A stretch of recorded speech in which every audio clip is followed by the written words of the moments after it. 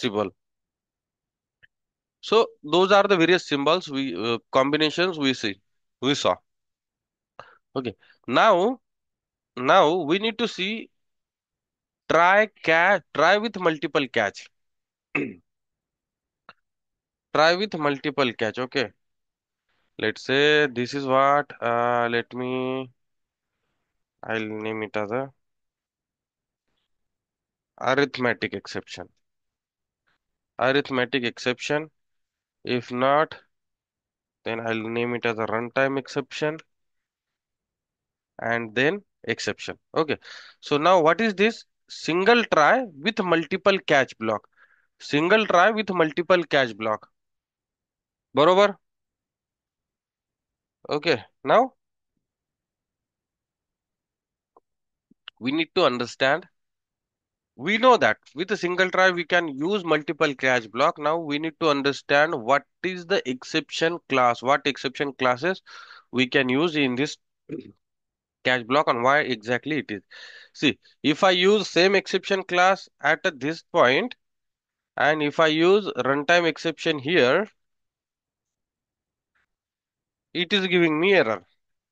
It is saying this exception is already caught. Okay, or let's say arithmetic exception. I'll provide here as a arithmetic exception.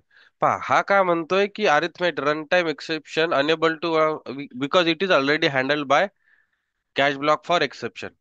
काय म्हणतो हा unreachable catch block for runtime exception because it is already handled by the catch block for exception. ठीक है. Now let's understand what this hierarchy is. Okay.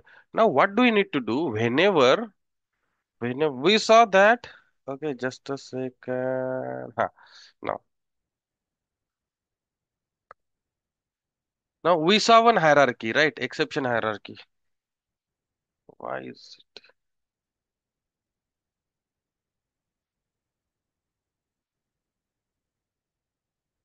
Why is the pen? Why my pen is not working? Just a second.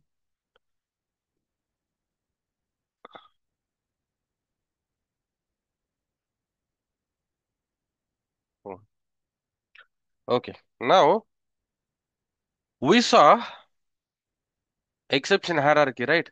Topmost असतो throwable. हा throwable word आहे. त्याच्या खाली असतो error आणि exception.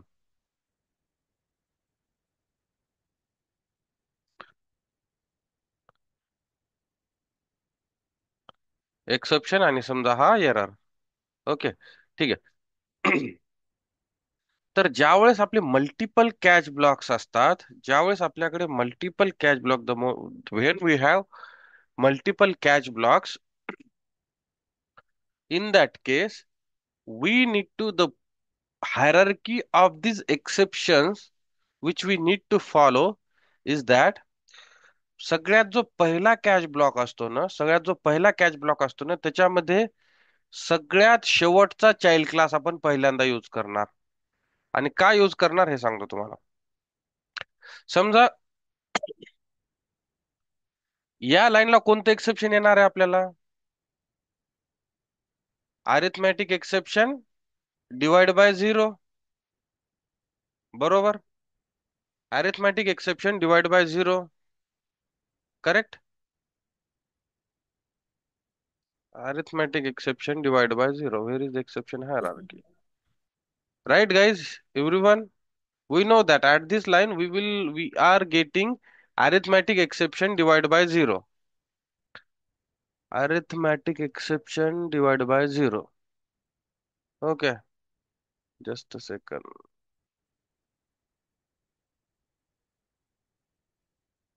Okay, arithmetic exception divide by zero. ठीक आहे.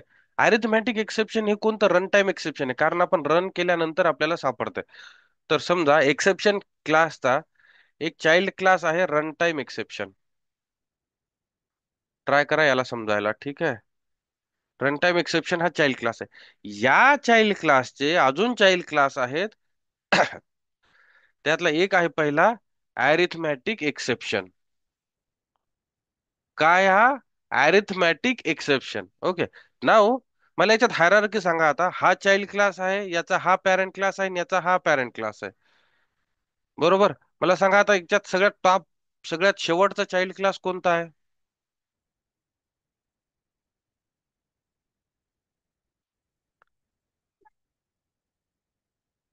सगळ्यात शेवटचा चाइल्ड क्लास कोणता आहे? Arithmetic exception. आपण पॅरेंट क्लास, पॅरेंट चाइल्ड पाहिलं, राईट?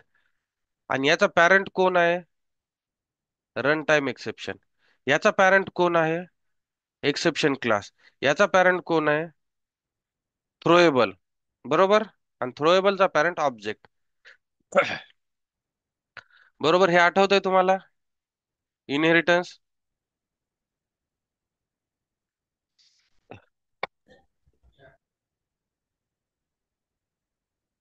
आठवतंय गाईज?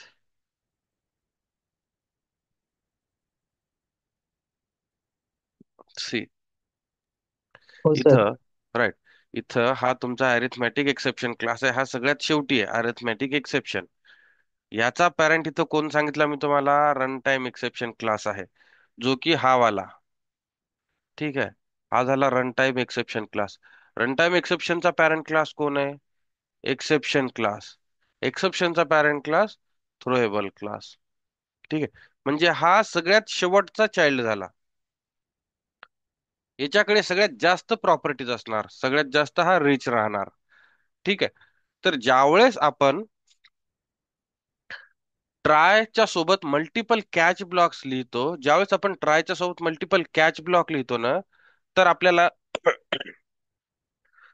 कंपल्सरी पहिल्या कॅच ब्लॉक मध्ये, जेव्हा आपण मल्टिपल कॅच ब्लॉक लिहितो, तेव्हा आपल्याला कंपल्सरी पहिल्या कॅच ब्लॉक मध्ये सगळ्यात शेवटचा चाइल्ड यूज करायचा असतो, किंवा आपल्याला जो माहित आहे त्याच्यातला सगळ्यात शेवटचा चाइल्ड आपल्याला यूज करायचा असतो. समजा जर इथं मी तीन कॅच ब्लॉक यूज करत असेल, तीन कॅच ब्लॉक यूज करत असेल ना, तर त्यावेळेस माझा पहिला कॅच ब्लॉक हा अरिथमॅटिक एक्सेप्शनला कॅच करणारा पाहिजे, दुसरा कॅच ब्लॉक रन टाइम एक्सेप्शनला कॅच करणार पाहिजे, आणि तिसरा कॅच ब्लॉक एक्सेप्शन क्लासला कॅच करणारा पाहिजे. ठीक आहे. तरच आपल्याला हा एरर जाणार इथं. आता प्रोग्राम मध्ये आपल्याला ऑलरेडी हा एरर दिसतोय. एरर जर पाहिला तर आपण काय म्हणतोय की हा अरिथमॅटिक एक्सेप्शन, याच्यावर जर गेलो ना आपण, तर unable to unreachable catch block for arithmetic exception, it is already handled by catch block for run time exception. म्हणजे या एक्सेप्शन क्लासमध्ये सगळ्या टाईपचे एक्सेप्शन्स आपल्याला हँडल करता येतात. या एक्सेप्शन क्लास मध्ये सगळ्या टाईपचे, म्हणजे हा एक्सेप्शन जो आहे ना, हा सगळ्याचा पॅरेंट क्लास आहे ना, सगळ्या एक्सेप्शन क्लासेसचा पॅरेंट क्लास आहे ना. मग यापैकी, या खालच्या एक्सेप्शन्स पैकी, या चाइल्ड एक्सेप्शन पैकी कोणताही एक्सेप्शन रेज झाला ना, तर आपण तो या एक्सेप्शन क्लासमध्ये हँडल करू शकतो. बरोबर. हँडल करू शकतो. मग जर आपण पहिल्यांदाच जर एक्सेप्शन ब्लॉक लिहिला, तर याचा अर्थ की तुम्ही दुसरे ब्लॉक लिहायची गरजच नाहीये, याच्यामध्येच तुमचं काम होऊन जाणार. ठीक आहे. मग तुम्हाला पर्टिक्युलर एक्सेप्शन हँडल करायचं काम नाही पडणार इथं. ठीक आहे. पण रिकमेंडेड जो अप्रोच असतो, रिकमेंडेड अप्रोच हा असतो की तुम्ही ट्राय सोबत कधीही मल्टिपल कॅच ब्लॉक यूज करायला पाहिजेत. कधीही मल्टिपल कॅच ब्लॉक्स यूज करायला पाहिजेत. ठीक आहे. आणि कधीच डायरेक्ट एक्सेप्शन ब्लॉकला कधीच कॅच नाही करायला पाहिजे. डायरेक्ट एक्सेप्शन क्लासला कधीच डायरेक्ट कॅच नाही करायचं. पहिले ट्राय करायचं की बा चाइल्ड क्लास मध्ये एक्सेप्शन आहे का, नसेल तर त्याच्या पॅरेंट क्लासमध्ये एक्सेप्शन आहे का, नसल तर मग तुम्ही एक्सेप्शन क्लासकडे जा. ठीक आहे. याचं का असतं हे सांगतो मी. समजतंय हे काय म्हणतोय मी तुम्हाला, guys? Yes sir. Right? Aanchal, Anuradha, Sumit, Shreyas. So what I am trying to say here is की कधी पण ट्राय ब्लॉक सोबत सिंगल कॅच ब्लॉक लिहायचा नसतो. रिकमेंडेड अप्रोच हा आहे की ट्राय ब्लॉक सोबत मल्टिपल कॅच ब्लॉक लिहा. याचा फायदा हा होतो, let me tell you one thing.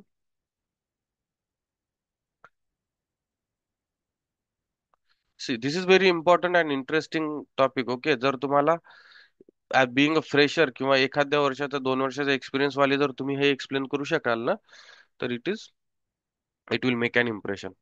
C, नाव समजून घ्या. ओके.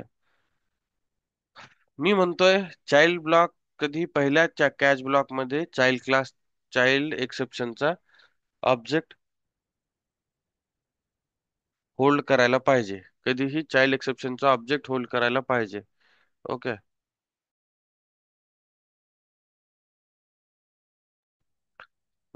ओके. नाव काय होतं ना, समजा आपल्याकडे किती मोठी एक्सेप्शन हायरार्की आहे. Okay, where is do we have exception hierarchy? Let me just try searching here.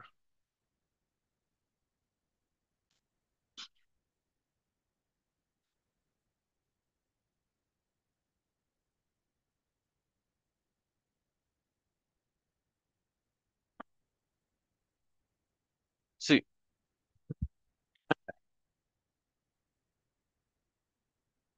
Let's take this one. Let's take this one. See, काय होतं इथं इथं बा ही एक्सेप्शन हायरार्की आहे. Okay. How do I copy this? I cannot copy and paste it over there, right? Let's say copy image and can we paste it here?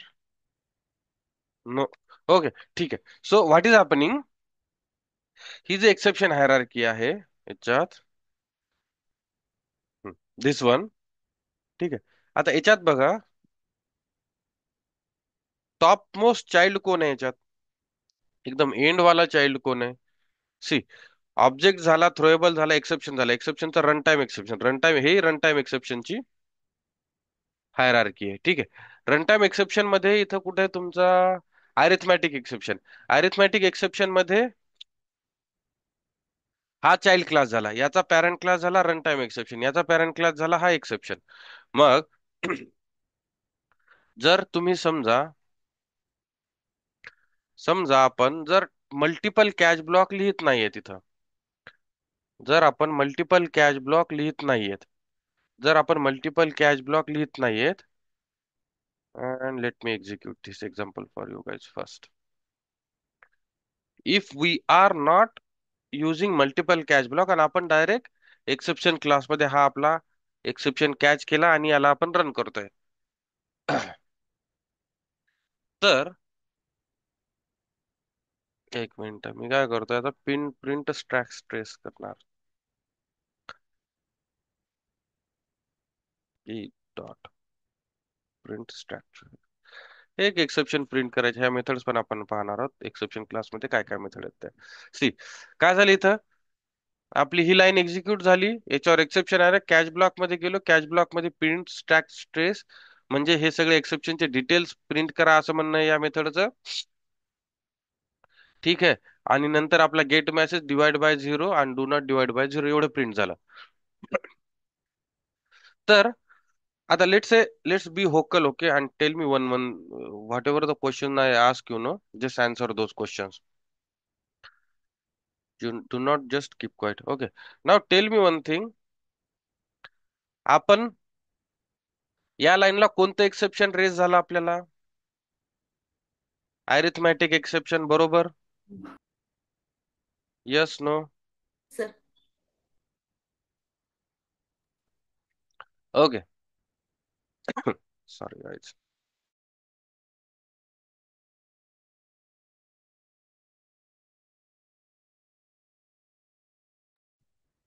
Okay. Arithmetic exception raise झालं, इथं आपल्याला arithmetic एक्सेप्शनचे details भेटले. Catch block मध्ये आपण कोणतं exception catch केलं?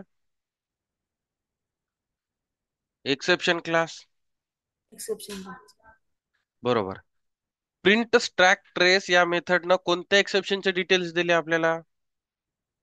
Arithmetic exception क्लासचे डिटेल दिले, बरोबर? बरोबर. ओके. गेट मेसेज या मेथडनं आपल्याला कोणते डिटेल्स दिले? डिवाइड बाय झिरो नावाचे डिटेल्स दिले. ठीक आहे. आणि हे प्रिंट झालं. म्हणजे आपलं एक्सेप्शन रेज होतं इथं अरिथमॅटिक एक्सेप्शन, आपण कॅच करतोय एक्सेप्शन आणि आपल्याला डिटेल पुन्हा भेटतात अरिथमॅटिक एक्सेप्शनचे. मग या केसमध्ये होतं काय मी तुम्हाला सांगतो. समजा हा थ्रोएबल आहे. ठीक आहे, थ्रोएबल. याचा चाइल्ड क्लास आहे एक्सेप्शन. याचा चाइल्ड क्लास आहे समजा रन टाइम एक्सेप्शन.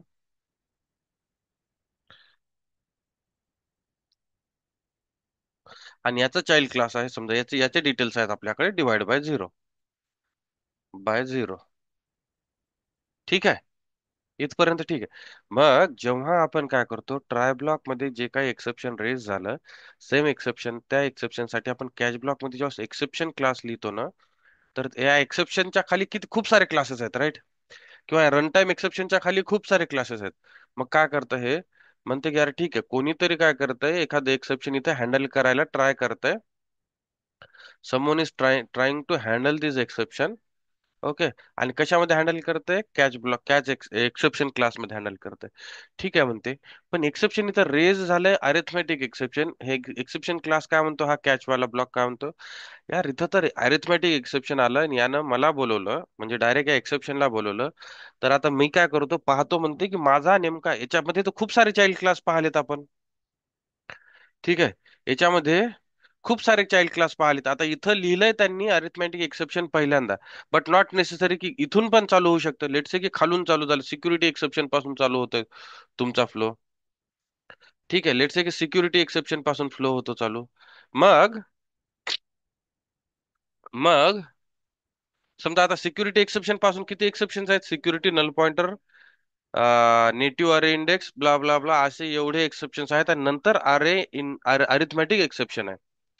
ठीक आहे. मग एक्सेप्शन काय क्लास काय करतो हा, ज्यावेळेस आपण कॅच ब्लॉक मध्ये डायरेक्ट एक्सेप्शन ब्लॉकला कॅच करतो, त्यावेळेस हा क्लास काय करतो, एक्सेप्शन क्लास म्हणतो की चला पाहू द्या मला रन टाइम एक्सेप्शन मध्ये एक्सेप्शन आलं का हे.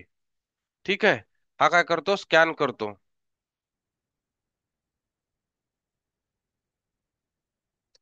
हा काय करतो, स्कॅन करतो. हा हा एक्सेप्शन क्लास काय करतो, ठीक आहे यार म्हणतो, एक्सेप्शन जर ज्यानं कोणं रेज केलं ना, त्यानं ठीक आहे, त्यानं मला कॅच केलंय, पण मला पाहू द्या की एक्झॅक्ट कोणतं एक्सेप्शन रेज झालं. एक्झॅक्ट कोणतं एक्सेप्शन रेज झालं. मग आता एक्सेप्शन क्लास काय करतो, रन टाइम कडे जातो, म्हणतो रन टाइम बाबा तुझ्याकडचं एक्सेप्शन आहे का हे. रन टाइम म्हणतो हो माझ्याकडचं एक्सेप्शन आहे. ठीक आहे. मग एक्सेप्शन काय करतो, मग रन टाइमचे खूप सारे चाइल्ड क्लासेस आहेत. आता आपण पाहिले सिक्युरिटी एक्सेप्शन आहे. ठीक आहे. आणि नंतर अरे index out of bound exception आहे, ब्ला ब्ला ब्ला, आणि नंतर अरिथमॅटिक एक्सेप्शन आहे. ठीक आहे. मग काय म्हणतो, एक्सेप्शन क्लास म्हणतो ठीक आहे, रन टाइम तुझा आहे का, मग तुझ्यामध्ये अजून कोणाचं एक्सेप्शन आहे, हा स्कॅन करत चालला. हा एक्सेप्शन काय करतोय, हा स्कॅन करत जातो की नेमकं कोणतं एक्सेप्शन रेज झालं. मग पहिले पाहतो सिक्युरिटी आहे का नाहीये, अरे अरे इंडेक्स आउट ऑफ बाउंड आहे का नाहीये, आयओ आहे का, ब्ला ब्ला ब्ला, सगळे एक्सेप्शन चेक करतो, नाहीये. मग कोणतं आहे, तर अरिथमॅटिक एक्सेप्शन आहे. ठीक आहे. अरिथमॅटिक एक्सेप्शन ज्यावेळेस भेटतं त्यावेळेस काय करतं, अरिथमॅटिक एक्सेप्शनला घेतो, म्हणजे ठीक आहे बा, अरिथमॅटिक एक्सेप्शन भेटलं मला, आणि इथं त्याचे डिटेल्स आपल्याला प्रिंट करून देतं. समजलं? समजलं का हो झालं, काय समजलं? एक्सेप्शन क्लासमध्ये ज्यावेळेस आपण एखादं एक्सेप्शन डायरेक्टली कॅच करतो, त्यावेळेस काय होतं, पर्टिक्युलर एक्सेप्शन साठी या एक्सेप्शनला जेव्हीएम ला सगळं हायरार्की स्कॅन करायला लागते की नेमकं कोणतं एक्सेप्शन आहे. नेमकं कोणतं एक्सेप्शन.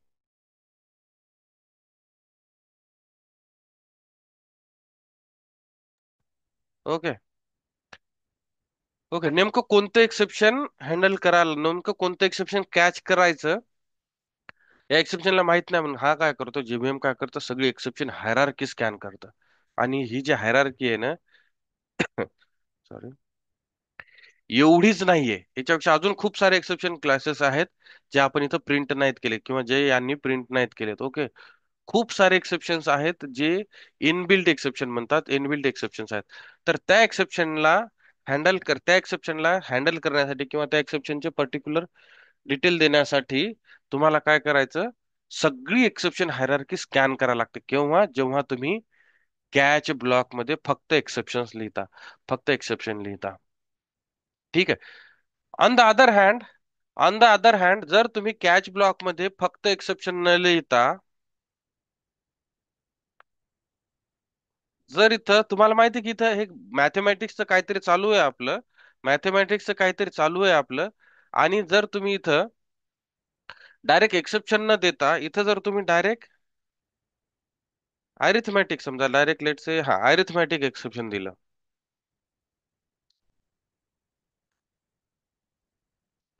अरिथमॅटिक एक्सेप्शन लिहिलात तुम्ही इथं. तर काय होईल आता? कॅच ब्लॉक काय करेल?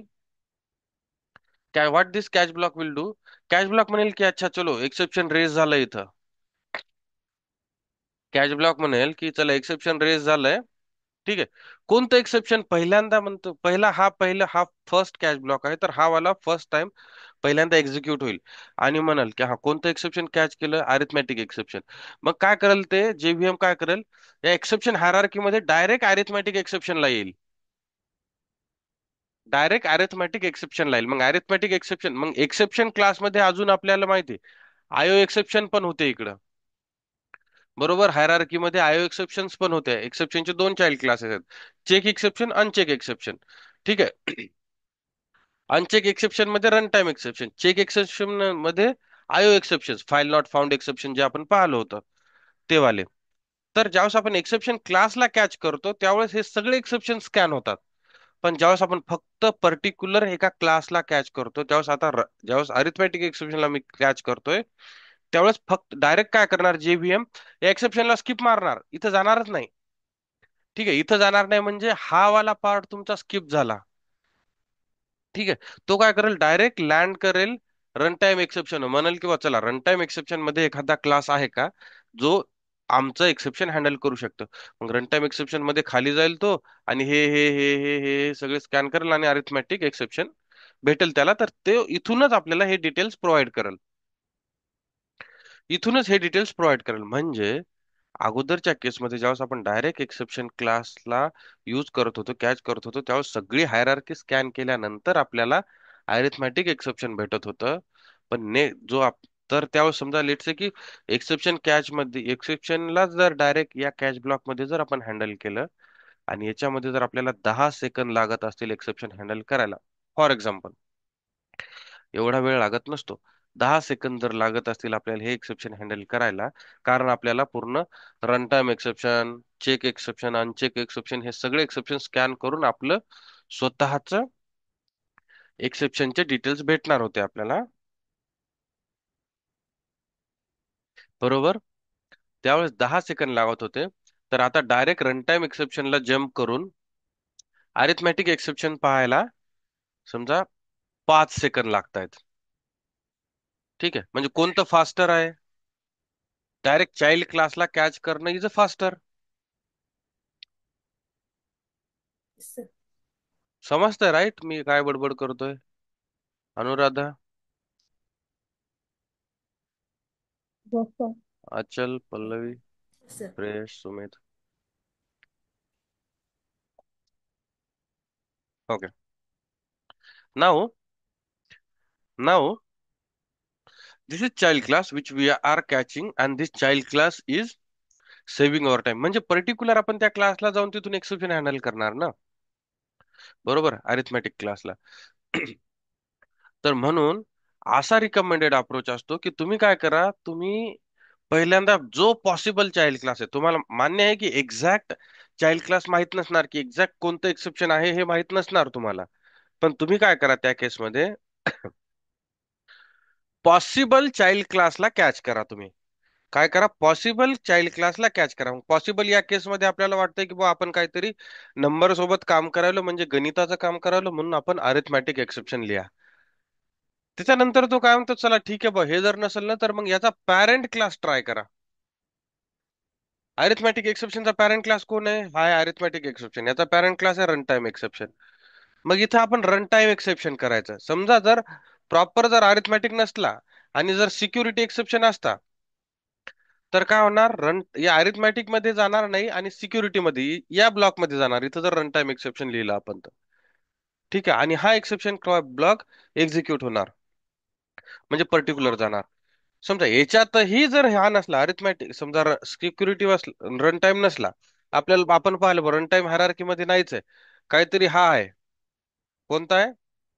चेक एक्सेप्शन आहे, म्हणजेच आयओ एक्सेप्शन आहे. तर मग सगळ्यात शेवटी तुम्ही काय करायचं? एक्सेप्शन क्लास लिहायचा, जेणेकरून अगोदरचे जे काही कॅच ब्लॉक आहेत त्याच्यामध्ये जर एक्सेप्शन हँडल नाही झालं तर 100% आपल्याला माहिती आहे की एक्सेप्शन ब्लॉक मध्ये हँडल होणारच आहे. म्हणून कधीही ज्यावेळेस मल्टिपल कॅच ब्लॉक असतात तुमचे, त्यावेळेस कधीही शेवटच्या कॅच ब्लॉक मध्ये एक्सेप्शन क्लासला हँडल करायचं. शेवटच्या कॅच ब्लॉक मध्ये एक्सेप्शन क्लासला हँडल करायचं. आणि वरचे जे चाइल्ड क्लास, वरचे जे कॅच ब्लॉक्स राहतात, त्याच्यामध्ये पॉसिबल चाइल्ड क्लासचे एक्सेप्शन क्लासेस हँडल करायचे. पण त्याच्यामध्ये हायरार्की अशी ठेवायची की जो सगळ्यात शेवटचा चाइल्ड आहे तो पहिल्या कॅच ब्लॉक मध्ये येणार, त्याच्यापेक्षा मोठा जो त्याचा जो पॅरेंट आहे तो दुसऱ्या कॅच ब्लॉक मध्ये येणार, त्याचा जो पॅरेंट आहे तो तिसऱ्या कॅच ब्लॉक मध्ये येणार, आणि त्याचा जो पॅरेंट आहे तो शेवटच्या कॅच ब्लॉक मध्ये येणार. समजलं? समजलं?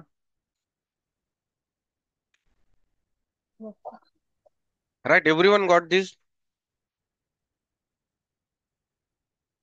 So why try with multiple catch block is always preferred? Why try with multiple catch block is always preferred?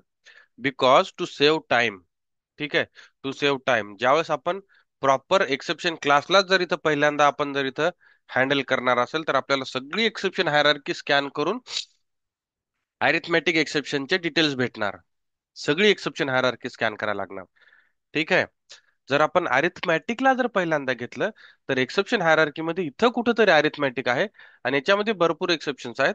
तर आपण ह्या पूर्ण गावभर स्कॅन न करता आपण फक्त एवढा अरिथमॅटिक एक्सेप्शनच, एवढा पार्टच स्कॅन करणार आणि याच्यातलं पर्टिक्युलर एक्सेप्शन आपण प्रिंट करणार. ठीक आहे. तर गावभर स्कॅन करा, पूर्ण एक्सेप्शन हायरार्की स्कॅन करायला 10 सेकंद लागत असतील, तर ऑब्विसली पर्टिक्युलर एक्सेप्शन स्कॅन करायला थोडासा कमी टाइम लागेल. Right? And because of that, it is recommended to use multiple cache block with a single try. And the hierarchy which we should follow is topmost child. जे सगळ्यात शेवटचा जो child class असतो तो पहिल्यांदा लिहायचा, त्याच्यानंतर याचा पॅरेंट लिहायचा, त्याच्यानंतर पॅरेंट वन, याचा पॅरेंट लिहायचा, ग्रँड पॅरेंट वन, याचा लिहायचा पुन्हा मग शेवटच्या याच्यात ग्रेट ग्रेट ग्रँड पॅरेंट. ठीक आहे. या टाईपची हायरार्की तुम्हाला कॅच ब्लॉक मध्ये मेंटेन करावं लागतं. समजलं? Got it guys? Yes, sir. Everyone got the concept, right? Try with multiple catch. So, see, you guys need to practice these examples, okay? Unless and until it will be really difficult for you guys to understand these things. ठीक है? Okay. Now, this is what is try with multiple catch block and what hierarchy we should follow with multiple catch blocks. Okay. What is next now? Now, next is using try block is done. We have seen various syntaxes, REST code we have seen. Okay, and we have also seen various combination of try catch block. Now, using throws keyword is something we need to understand. So, exception handling using try catch we saw. Now, we need to see exception handling using throws keyword. Okay, now before going for throws keyword, let me tell you guys one thing. Okay, let's write down one program.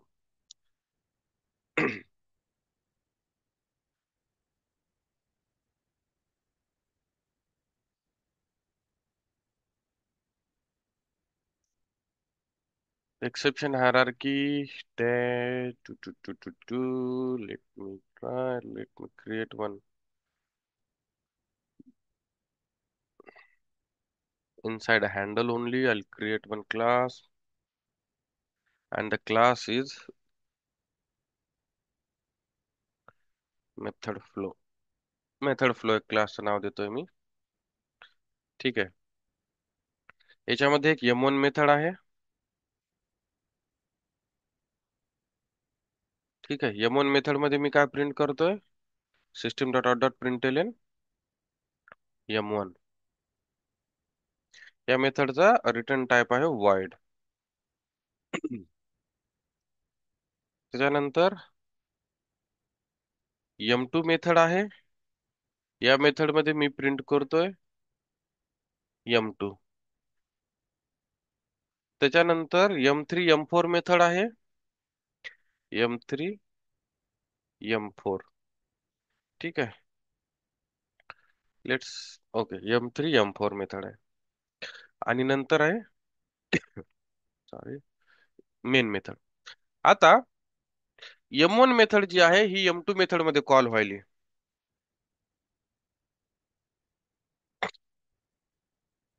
ठीक आहे, M1 M2 आणि हा आहे M3 आणि हा आहे M4.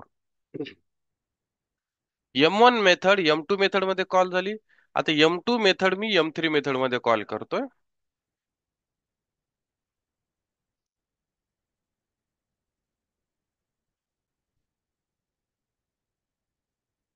Okay.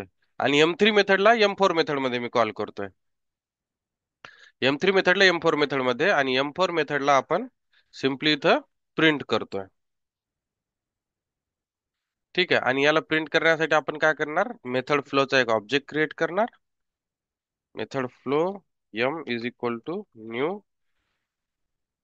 Method flow आणि M dot M4 केलं आपण. ठीक आहे.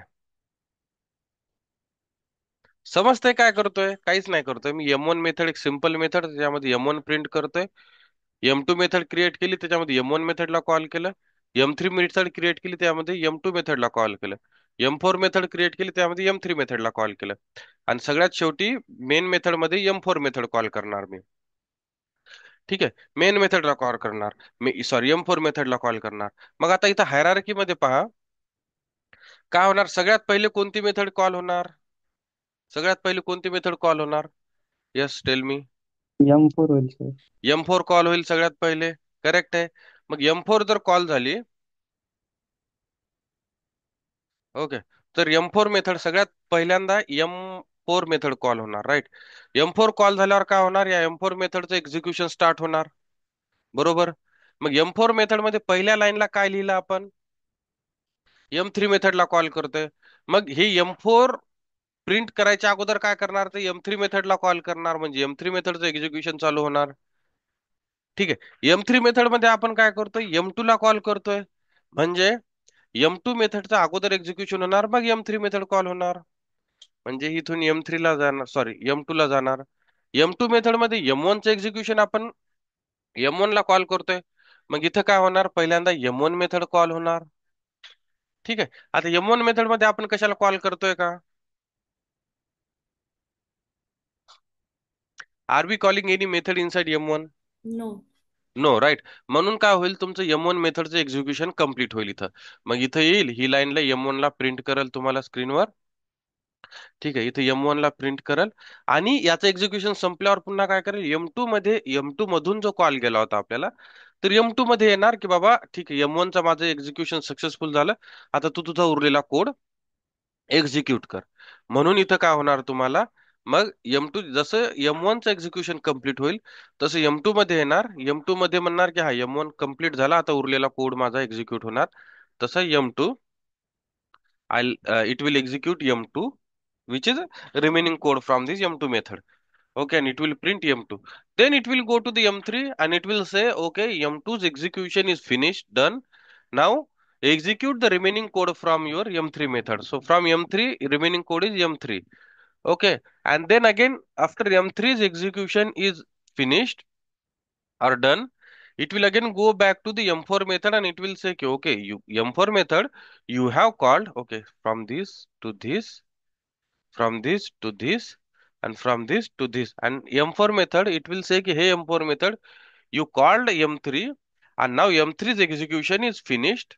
Okay, now M3's execution is finished. Now you finish your execution. M4 method will say, okay, all method calls are done. Now I can happily print here M4. I can happily print here M4. Okay, so four method stack will be end, and then it will again come back to main method and it will say, okay, whatever the M4 method's execution was there, that is done. Now I am done with the execution. समजलं? इथं लिहितो मी, इथं काहीतरी एक system dot out dot println लिहितो आणि याच्यामध्ये main method लिहू आपण. मेन. ओके. आणि आता याला रन करू आपण. नाव ऍट लास्ट एक्सेप्शन आउटपुट मध्ये इथं मेन प्रिंट होणार M1 M4 च्या नंतर. ठीक आहे, let save it and run it.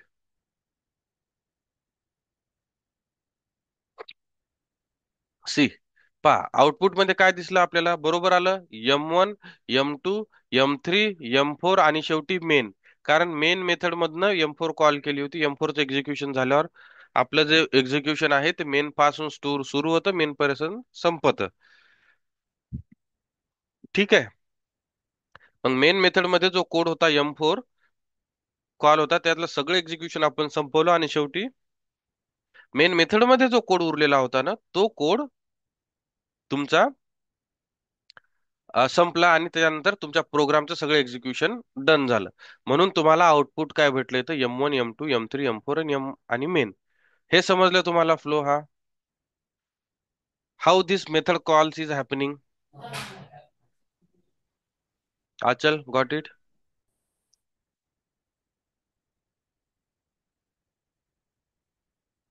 Yes, sir. Okay. Now, what happens behind the show when we create a methods and call methods inside a method? ठीक आहे, जेव्हा आपल्याकडे मल्टिपल मेथड्स असतात त्यावेळेस काय होतं, किंवा एक सिंगल जरी मेथड असेल तर काय होतं, आपल्याला माहिती ऑब्जेक्ट जो आहे, ऑब्जेक्ट हा कुठं स्टोअर, ऑब्जेक्टचा डेटा कुठं स्टोअर होतो, हिप एरियामध्ये. ठीक आहे. हा, this is let's say heap area, sorry not a heap area. तर आपल्याला ऑब्जेक्टचा जो डेटा असतो तो एक आहे, लेट्स से इथं हिप एरिया. ठीक आहे. ऑब्जेक्टचा डेटा हा हिप एरियामध्ये स्टोअर होतो आणि हे आहे memory structure.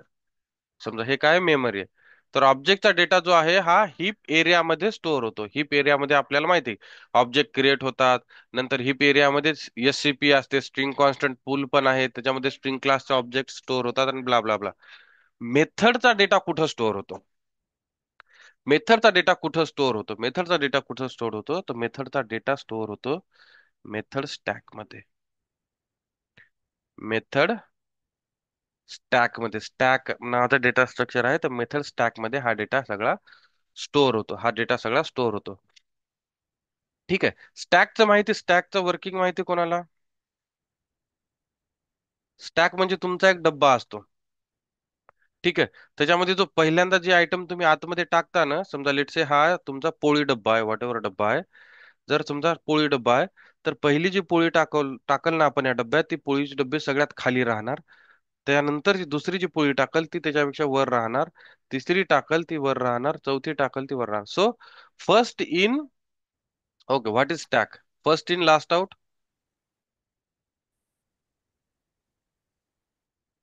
Okay, let me, what do we call it as a stack, first in last out stack. Okay, stack.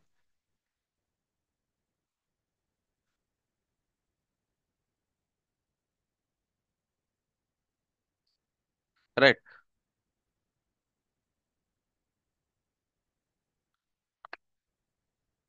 First in last out म्हणजे, फर्स्ट इन लास्ट आउट म्हणजे काय, stack जे आहे या प्रिन्सिपलवर काम करतो. कोणत्या प्रिन्सिपलवर, फर्स्ट इन लास्ट आउट म्हणजे पहिला जो आयटम आपण याच्यामध्ये टाकतोय, पहिली जी पोळी आपण डब्यामध्ये टाकतोय ती आत राहणार आणि शेवटची पोळी पहिल्यांदा बाहेर येणार. समजलं ना, हा डब्बा समजला काय असतो, स्टॅक, याला स्टॅक म्हणतात. याला काय म्हणतात, स्टॅक म्हणतात. स्टॅक हा एक डेटा स्ट्रक्चर आहे, त्याच्यामध्ये आपण डेटा कसा इन्सर्ट करतो, की जेव्हा कधी आपल्याला असा डेटा इन्सर्ट करायचा असतो की पहिल्यांदा जो इन्सर्ट केलं ते सगळ्यात शेवटी बाहेर येणार. पहिल्यांदा जो इन्सर्ट केले ते सगळ्यात शेवटी बाहेर येणार, first in last out. So that is something stack.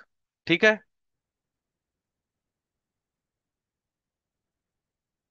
What is guide stack concept, काय असतं स्टॅक समजलं का, हा खूप मोठा डिटेल मध्ये कन्सेप्ट आहे. If required will see it sometime. Okay, but that is a concept of, will also see at the time of collection.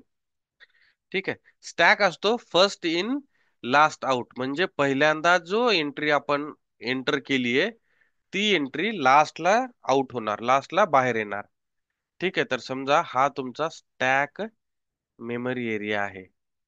ज्याच्यामध्ये तुमच्या मेथड्सचा डेटा स्टोअर होतो, ज्याच्यामध्ये तुमच्या मेथड्सचा डेटा स्टोअर होतो. See very important and interesting concept. हा method area stack area आहे, मेथड एरिया आहे, मेथड स्टॅक आहे, ज्याच्यामध्ये आपल्या मेथड्सचा डेटा स्टोअर होतो. हा यम ऑब्जेक्ट कुठं स्टोअर होणार? यम ऑब्जेक्ट हा यम ऑब्जेक्ट आहे, सॉरी यम नुसता यम ऑब्जेक्ट आहे. ओके, कारण हा हीप एरियामध्ये स्टोअर झाला का? कारण हा ऑब्जेक्ट आहे. ठीक आहे. पण मग ह्या मेथड्सच्या एंट्रीज कुठं स्टोअर होणार? मेथड कुठं स्टोअर होतात? मेथड कुठं स्टोअर होतात? तर मेथड ह्या स्टॅक एरियामध्ये स्टोअर होतात. मेथड कुठं स्टोअर होतात? स्टॅक मध्ये स्टोअर होतात. कुठं स्टोअर होतात गाईज? स्टॅक मध्ये स्टोअर होतात. ओके. तर मग कसं होतं स्टॅकचं? तुम्हाला सांगितलं की जे पहिल्यांदा आपण जी एंट्री टाकतो ती सगळ्यात शेवटी एंट्री पडते. एवढं समजलं? स्टॅक मध्ये पहिल्यांदा जी आपण एंट्री टाकतो, first time whatever the entry we make in a stack, first time that is come out at a last, that comes out at a last. ठीक आहे. मग आपण मला सांगा, जावा मध्ये प्रोग्रामचं एक्झिक्युशन कुठून चालू होतं? What is the entry point for program in Java? कोणत्या मेथड पासून पहिल्यांदा ज्यावेळेस आपण जावाचा प्रोग्राम रन करतो, सगळ्यात पहिले कोणती मेथड रन होते? मेन. Main method. याचा अर्थ असा की आपल्याला सगळ्यात पहिले मेन मेथड माहित पडते. मग या मेन मेथडची सगळ्यात पहिले इथं स्टॅक मध्ये एंट्री बनणार. झाली मेन मेथडची एंट्री. ठीक आहे, कारण सगळ्यात पहिले मेन मेथड कॉल झाली, बरोबर.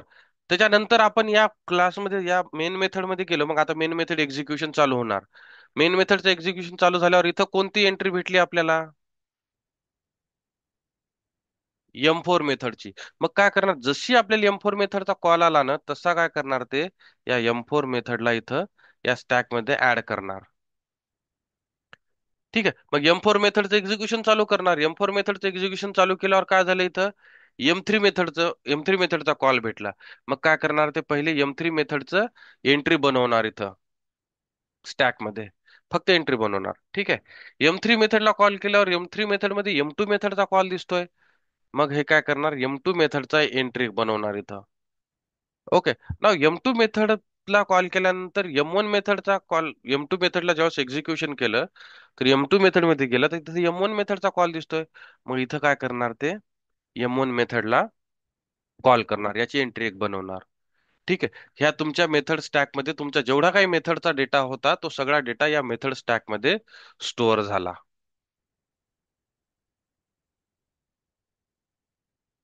ठीक आहे. आता मला सांगा, या मेथडला जर एक्झिक्यूट करायचं असेल मला, तर सगळ्यात पहिले या मेथड कॉल मधून कोणती मेथड एक्झिक्यूट होणार? याच्यामधनं हा स्टॅक आहे, तुमचा पोळीचा डब्बा आहे, ही एक पोळी आहे, ही एक पोळी, ही एक पोळी, ही एक पोळी. सगळ्यात पहिले याच्यातली कोणती पोळी बाहेर येणार?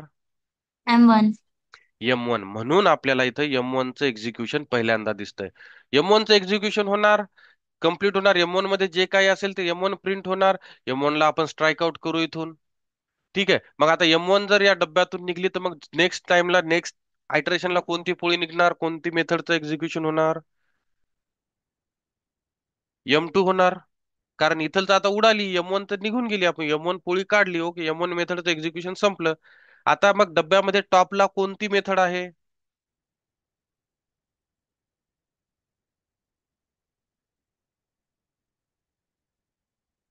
डब्यामध्ये टॉपला कोणती मेथड आहे?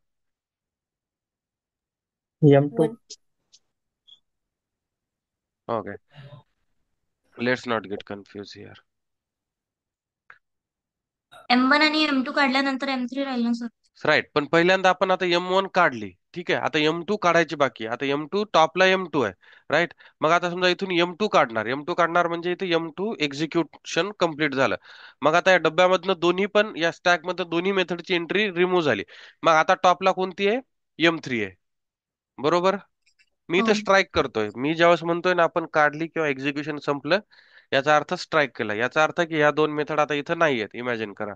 ओके. नाव आता या स्टॅक मध्ये टॉपला कोणती मेथड आहे? M3. M3 मेथड आहे, राईट. मग M3 मेथडचं एक्झिक्युशन होणार. M3 मेथड मध्ये जे काही कोड लिहिला तो कोड इथे एक्झिक्यूट होणार. कन्सोलवर प्रिंट होणार आणि M3 मेथडची एंट्री इथून रिमूव्ह होणार. आता या स्टॅक मध्ये टॉपला कोणती मेथड आहे? M4. M4 मेथड आहे. ठीक आहे, मग M4 मध्ये जाणार. M4 मेथड मध्ये जो काही कोड असेल तो एक्झिक्यूट होणार, M4 प्रिंट होणार आणि स्टॅक मधनं या एंट्रीला डिलीट करणार. आता या स्टॅक मध्ये कोणती मेथड आहे? टॉप मध्ये Main method. मेन मेथड आहे. मग काय करणार? लास्टला तुमचं मेन मेथड मध्ये येणार. मेन मेथड मधला जो काही उरलेला कोड असेल तो कोड इथं एक्झिक्यूट करणार. म्हणून आपल्याला इथं मेन मेथड आउटपुट दिसतंय आणि या मेन मेथडच्या एंट्रीला इथून रिमूव्ह करणार. आणि या वेनं this way your programs execution will be finished. समजला मेथड कॉल कसा बनतो? मेथड कॉल ज्यावेळेस करतो त्यावेळेस आपल्याला मेमरी लेवलला काय होतं? मेमरी लेवल जसं आपल्याला माहिती आहे, ऑब्जेक्ट ज्यावेळेस क्रिएट करतो त्यावेळेस काय होतं? हिप एरियामध्ये एक ऑब्जेक्ट क्रिएट करतो आपण, त्याच्यामध्ये हा डेटा स्टोअर करतो. जेव्हा कधी काय पाहिजे असेल डेटा त्यावेळेस या ऑब्जेक्टला या मेमरी मधून हा डेटा आपण घेतो. सिंपल आहे. तसंच मेथडच्या केसमध्ये काय होतं? ज्यावेळेस कधी आपण मेथड्स क्रिएट करतो आणि त्या मेथडला जेव्हा आपण कॉल करतो ना, तर त्या मेथड्सची एंट्री आपल्या मेथड स्टॅक मध्ये बनते. मेथड स्टॅक असतो last in first out. Last वाला जो असतो, sorry, first in last out, not last in first out, first in last out. म्हणजे पहिला जो आपण एलिमेंट ऍड केला तो आत राहणार आणि लास्ट वाला आउट होणार, किंवा सगळ्यात शेवटी तो आउट होतो. ठीक आहे. या प्रिन्सिपलवर स्टॅक काम करतं, या प्रिन्सिपलवर स्टॅक काम करतं. आणि सेम जो ह्या जो मेथडचा जो डेटा आहे तो स्टॅक डेटा स्ट्रक्चर मध्ये आपण स्टोअर करतो. मग जो पहिल्यांदा जी मेथड आली त्याची एंट्री सगळ्यात शेवटी लास्टला होणार, त्याच्यानंतर आणि टॉप पासून याचं एक्झिक्युशन चालू होणार. याचं एक्झिक्युशन चालू होणार टॉप पासून. पहिल्या मेथडचं एक्झिक्युशन संपलं की या मेथडची एंट्री टॉप मधून रिमूव्ह होणार. दुसऱ्या मेथडची एंट्री करणार, नंतर तिसऱ्याची, नंतर चौथ्याची आणि नंतर डायरेक्ट मेन मेथडची. ठीक आहे. या वेळेनं तुमचं मेथडचं execution, this way your methods get executed. समजलं?